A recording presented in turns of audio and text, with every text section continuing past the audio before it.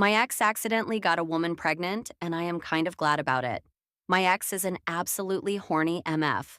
When he is in the mood, any barrier that is in the way be absolutely damned. His mind is on one thing and one thing only.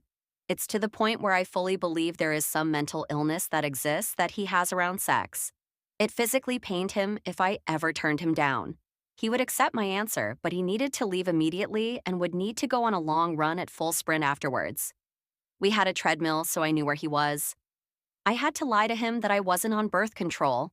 I was, just so he would also put a condom on. He still would forget more than half the time. We did have a pregnancy scare a few times, as my period does tend to skip when I get overly stressed. I knew I wasn't, but you gotta double check with these things. He absolutely panicked every single time. He would be agitated as anything for the week. He would cry and just be absolutely terrified that I was pregnant. He did not want a child until much later on in life. We could not afford a child, and one of his biggest fears is having to be poor again in the same way he grew up. This was a dick move on my part, but if I knew he was broke, I would force him to buy the pregnancy test just to drive home the point.